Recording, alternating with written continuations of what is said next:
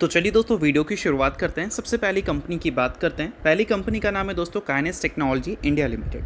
But इसको discuss करने से पहले अगर आपने अभी तक चैनल को सब्सक्राइब नहीं किया है तो चैनल को सब्सक्राइब करके बेल आइकन को प्रेस कर लो और सेबी रेस्टो टेलीग्राम चैनल को भी ज्वाइन कर लो, जिसका लिंक आपको डिस्क्रिप्शन में देखने को मिल जाएगा। और एक डिस्क्लेमर भी है, जो भी न्यूज़ एंड अपडेट्स हम लोग कवर करेंगे वो सारी एजुकेशन पर्पज़ के लिए है, सीखने के लिए है। तो इसको किसी भी तरह का इन्वेस्टमेंट एडवाइस मत समझना, आप खुद से भी रिसर्च और एनालिसिस कर सकते हैं। तो चलिए दोस्तों वीडियो की शुरुआत करते हैं। सबसे पहले बात करते हैं काइनेस टेक्नोलॉजी से रिलेटेड कुछ इंपॉर्टेंट न्यूज़ एंड अपडेट्स के बारे में। दोस्तों काइनेस टेक्नोलॉजी की आज के दिन की परफॉर्मेंस की बात करें तो वो हमें वीक ही देखने को मिला। 2 से 3% की तगड़ी गिरावट इस कंपनी के शेयर में हमें देखने को मिल गई। और गिरावट इस कंपनी के लिए फिलहाल पिछले कुछ टाइम में बिल्कुल भी नया नहीं है, क्योंकि एक महीने का रिकॉर्ड देखोगे तो टॉप लेवल से 30% से ज़्यादा की गिरावट दिख जाएगी। और एक साल का लेवल देखोगे तो वहाँ पर टॉप से 60% से ज़्यादा की गिरावट हमें देखने को मिल जाएगी। अब गिरावट की एक दो नहीं, बहुत सारे रीज़न्स हैं। पहला रीज़न और सबसे इम्पॉर्टेंट रीज़न यही है कि कंपनी के जो आप P&L देखते हो उसमें कंपनी का नेट प्रॉफिट हमें ट्रिपल डिजिट में देखने को मिलता है। 2026 में 364 करोड़ का नेट प्रॉफिट, 25 में 293 करोड़ का नेट प्रॉफिट और 24 में 183 करोड़ का नेट प्रॉफिट। अब जितना नेट प्रॉफिट कंपनी अपने P&L में दिखा रही है वो कंपनी के कैश फ्लो स्टेटमेंट में हमें नहीं दिख रहा है। Cash flow statement is a bank statement. P&L को तो फिर भी आप मैनिपुलेट कर सकते हैं, बट कैश फ्लो स्टेटमेंट को आप मैनिपुलेट नहीं कर सकते हैं, क्योंकि वो बैंक स्टेटमेंट होता है। और बैंक स्टेटमेंट हमें ये बता रहा है कि जितना कंपनी ने प्रॉफिट अपने P&L में शो किया है उतना कंपनी के पास पैसा आया नहीं है। इनफैक्ट 600 करोड़ से कंपनी घाटे में है। घाटे में मतलब यह है कि कंपनी के पास से 600 करोड़ रुपये गया है।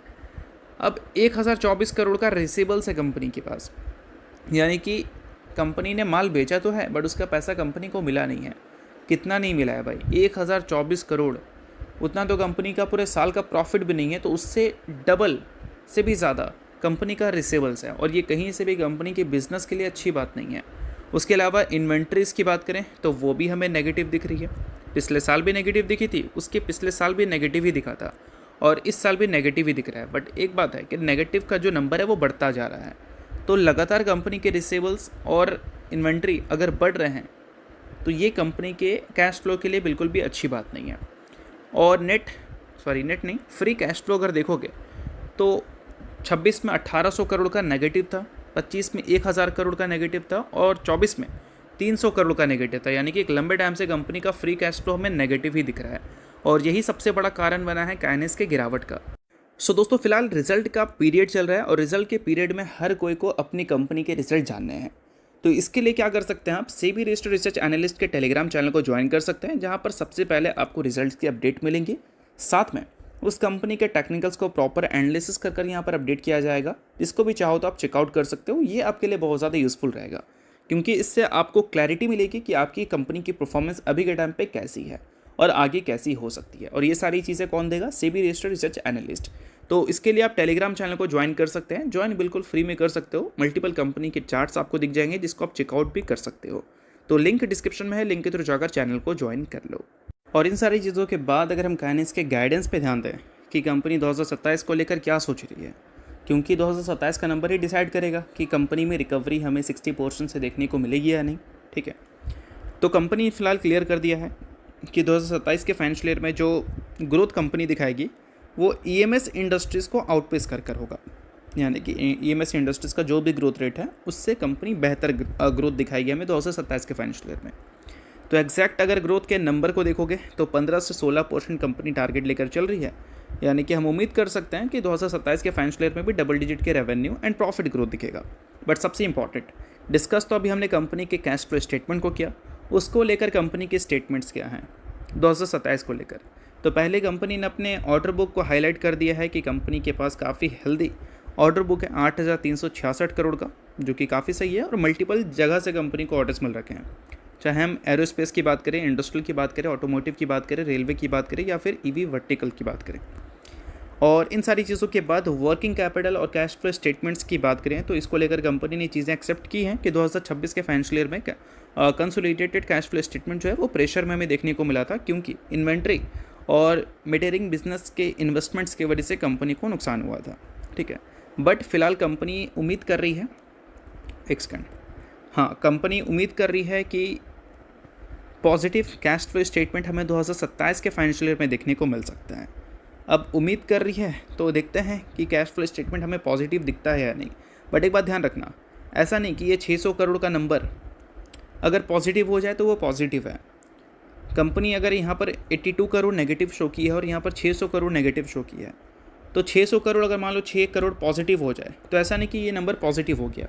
ये नंबर तब पॉजिटिव कंसिडर किया जाएगा जब कंपनी के पूरे साल के जो प्रॉफिट्स हैं उससे बेहतर कंपनी के कैश फ्रॉम ऑपरेटिंग एक्टिविटी हमें दिखे या फिर उसी लेवल पे दिखे। अगर उसी लेवल पे दिखता है तो फिर वो एक पॉजिटिव बात है। अगर उससे नीचे दिखता है तो मतलब कंपनी ने रिकवर करने की कोशिश की है, बट वो पूरी तरह से पॉजिटिव नहीं है, ये आप मानकर चलना।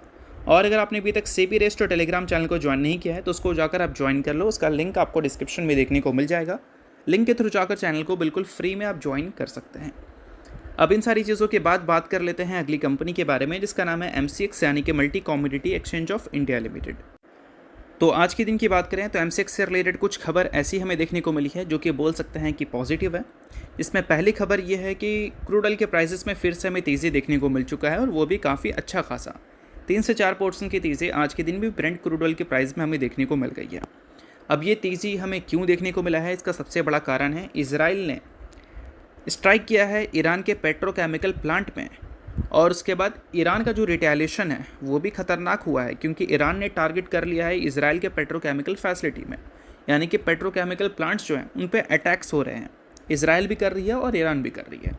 तो इन सारी चीज़ों की वजह से ब्रेंट क्रूड ऑयल के प्राइसेस में काफ़ी अच्छी तेज़ी हमें देखने को मिली है। और क्रूड ऑयल के प्राइसेस में जब तेज़ी आती है तो कमोडिटीज़ में जो टर्नओवर्स हैं वो इंक्रीज़ हो जाते हैं, और जब टर्नओवर्स इंक्रीज़ हो जाते हैं तो MCX जैसी कंपनीज पैसा छापती है, और इसी वजह से पिछले कुछ सालों के नंबर्स आप बहुत ज़्यादा अच्छे देखोगे क्योंकि कमोडिटीज़ में कुछ एरियाज़ में वन साइडेड तेज़ी दिखी है, जिसमें भी हाल ही में ब्रेंट क्रूड ऑयल के प्राइसेस में दिखा है, और इससे पहले हमें गोल्ड के प्राइसेस में भी देखने को मिल रहा था। वैसे गोल्ड फ्यूचर्स तो अभी हमें 1% नीचे देखने को मिल रहा है, बट गोल्ड फ्यूचर्स ऊपर भी जा सकता है अगर लगातार ये टेंशन्स बढ़ती रहीं मिडिल ईस्ट में, और साथ में कैपिटल मार्केट अगर अच्छा परफॉर्म नहीं किया तो इन्वेस्टर सेफ़ एसेट्स की तरफ फिर से स्विच हो सकते हैं। और सेफ़ एसेट तरफ अगर वो फिर से स्विच होते हैं तो उस वजह से क्या है कि गोल्ड फ्यूचर्स में तेज़ी दिख सकती है। तो एक तरह से बोल सकते हैं कि MCX के दोनों हाथों में लड्डू होगा। गोल्ड में भी टर्नओवर्स दबाकर आएंगी और क्रूड ऑयल में टर्नओवर्स तो दबाकर चल ही रही हैं। तो इन सारी चीज़ों की वजह से इनके जो टोटल टर्नओवर्स हैं और F&O टर्नओवर्स हैं दोनों में हमें अच्छी तेज़ी देखने को मिलेगी। अभी इनका जो एवरेज डेली टर्नओवर्स हैं वो हमें 2.5 टाइम्स से बढ़ता हुआ दिखा था, और फ्यूचर एंड ऑप्शंस का जो टर्नओवर्स था वो भी हमें 3 लाख करोड़ तक जाता हुआ दिखा था, जो कि कंपनी का पीक था। और total daily turnover 3.8 lakh crore देखने को मिला था, वो भी पीक पर था। तो ये जो डेटा है वो कमोडिटी मार्केट के अच्छे परफॉर्मेंस की वजह से हुआ है। लोग कैपिटल मार्केट में पैसा तो बना नहीं पा रहे हैं, वो कमोडिटी मार्केट में ट्रेड एंड इन्वेस्ट कर रहे हैं, और उस वजह से वहाँ पर MCX जैसी कंपनीज अच्छा पैसा छाप रही है। और इसी वजह से MCX की रीसेंट परफॉर्मेंस काफ़ी सही रही है, बट पिछले कुछ ट्रेडिंग सेशन में जो करेक्शन दिखा है वो करेक्शन के बाद रिकवरी आ सकता है अगर क्रूड ऑयल के प्राइसेस में लगातार तेज़ी हमें देखने को मिलती रहे तो, क्योंकि उस वजह से कंपनी के जो नंबर्स हैं उसमें ही उछाल हमें देखने को मिलेगा, चाहे आप कंपनी के रेवेन्यू की बात कर लो या फिर कंपनी के प्रॉफिट्स की। बाकी इन सारी चीज़ों के बाद बात करें अगली कंपनी के बारे में, तो अगली कंपनी है दोस्तों TD पावर सिस्टम। हाल ही में TD पावर सिस्टम ने 1:2 के रेशियो में स्प्लिट की अनाउंसमेंट की थी अपने अर्निंग्स के साथ, जिसमें कंपनी ने एक शेयर के बदले अपने इन्वेस्टर्स को 2 इक्विटी शेयर देने का फैसला किया था। सो अगर आप इस कंपनी के इन्वेस्टर हैं तो इस न्यूज़ को आप नोट कर सकते हैं। इन्वेस्टर नहीं आप इग्नोर कर सकते हैं, न्यूज़ थी इस वजह से मैंने बता दिया, बाकी ये किसी भी तरह का रिकमेंडेशन नहीं है। तो होप करता हूँ ये वीडियो आपको अच्छा लगा होगा। लाइक कीजिए, पहले सब्सक्राइब कीजिए। वीडियो के लिए बहुत बहुत शुक्रिया।